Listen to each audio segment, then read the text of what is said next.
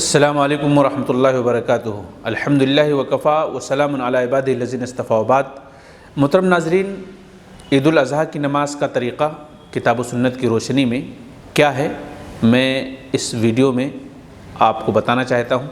آپ اسے سنیں، عمل کریں اور دوسروں تک شیئر کریں۔ اختصار کے ساتھ میں بتانا چاہتا ہوں۔ آئیے دیکھتے ہیں سب سے پہلے چھوٹا سا تعارف اس کا کہ اس کے لیے کیا کرنا ضروری ہوتا ہے۔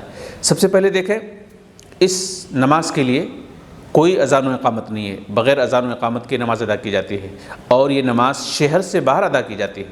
اگر کوئی پرابلم ہے، کوئی مسئلہ ہے تو انسان جہاں چاہے وہاں ادا کر لے، لیکن صحیح طریقہ یہ ہے کہ انسان شہر سے باہر میدان میں، عیدگاہ میں اس نماز کو ادا کرے۔ اس نماز کے ادا کرنے سے پہلے یا بعد میں کوئی سنت اور کوئی نفل نہیں ہے، کوئی سنت اور کوئی نفل نماز نہیں ہے۔ اس نماز کا طریقہ سیم سنت اور نفل کے جیسا ہے، یعنی جس طرح سے ہم سنت نماز پڑھتے ہیں، نفل نماز پڑھتے ہیں، سیم ویسے ہی ہے۔ صرف ایک فرق ہے، وہ فرق یہ ہے کہ پہلی رکعت میں ہم 7 تکبیر زائد کہیں گے اور دوسری رکعت میں ہم 5 تکبیر زائد کہیں گے۔ یہ صرف فرق ہے، باقی سیم سنت اور نفل کی طرح یہ نماز ادا کی جائے گی۔ یہ نماز کا وقت، اس نماز کا وقت اشراق کی نماز کے وقت سے شروع ہوتا ہے اور زوال کے پہلے تک رہتا ہے۔ تو یہ چھوٹا سا مختصر سا تعارف ہوا اس نماز کے حوالے سے۔ آئیے دیکھتے ہیں اس کا طریقہ کیا ہے۔ سب سے پہلے ہم اللہ اکبر کہیں گے، اللہ اکبر۔ اس اللہ اکبر کو تکبیر تحریمہ کہتے ہیں۔ تکبیر تحریمہ کا مطلب یہ ہوتا ہے کہ اب اس کے بعد بات چیت بالکل حرام اور بند، اب کوئی کلام نہیں۔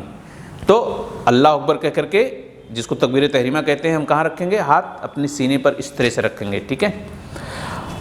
اب اس کے بعد ہم دعائے ثنا پڑھیں گے۔ دعائے ثنا: سبحانک اللہم وبحمدک وتبارک اسمک وتعالی جدک ولا الہ غیرک۔ یہ دعائے ثنا آپ نے پڑھ لیا۔ اب اس کے بعد اب آپ کو 7 تکبیر زائد کہنی ہے۔ اللہ اکبر، اللہ اکبر، اللہ اکبر، اللہ اکبر، اللہ اکبر، اللہ اکبر، اللہ اکبر۔ یہ 7 تکبیر زائد ہو گئے۔ اب آپ کیا پڑھیں گے؟ اعوذ باللہ من الشیطان الرجیم، بسم اللہ الرحمن الرحیم۔ اب پھر سورہ فاتحہ، الحمدللہ رب العالمین الرحمن الرحیم مالک یوم الدین، ایاک نعبد و ایاک نستعین، اہدنا الصراط المستقیم صراط الذین انعمت علیہم غیر المغضوب علیہم ولا الضالین، آمین۔ اب بسم اللہ الرحمن الرحیم پڑھیں گے۔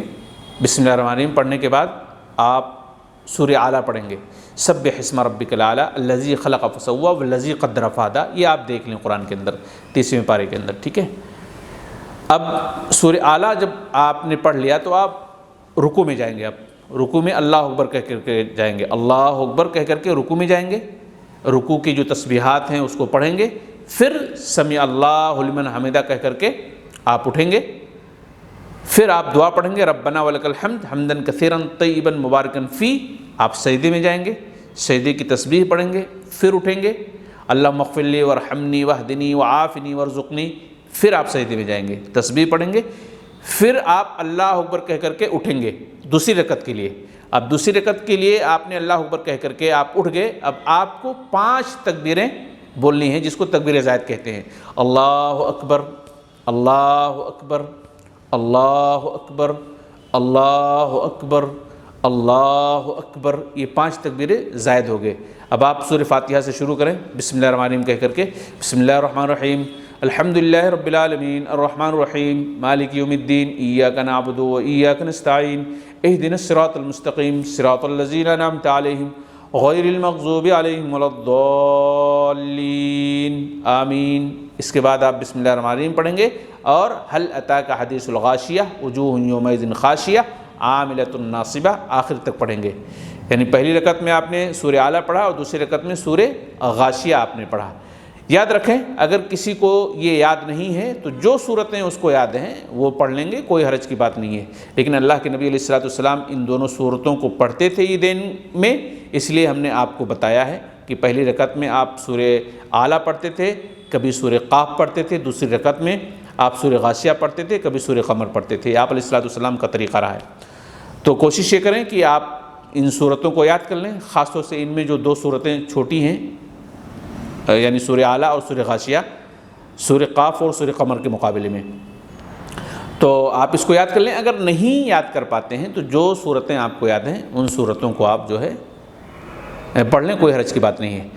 اب سورہ غاشیہ آپ نے دوسری رکعت میں پڑھ لیا، اب آپ پھر رکوع میں جائیں گے، اللہ اکبر، رکوع میں گئے، آپ رکوع کی تسبیحات پڑھے، پھر سمیع اللہ لمن حمدہ کہہ کر کے اٹھے، پھر ربنا ولک الحمد پڑھے، پھر آپ سجدے میں گئے اللہ اکبر کہہ کر کے، پھر سبحان رب الاعلیٰ پڑھے، پھر آپ اٹھے، اور پھر اٹھنے کے بعد اللہم اغفر لی وارحمنی واہدنی وعافنی وارزقنی، اس کے کہنے کے بعد پھر آپ سجدے میں گئے، یعنی دو سجدوں کے بیچ کی یہ دعا ہے جو میں نے بتایا، اللہم اغفر لی وارحمنی واہدنی وعافنی۔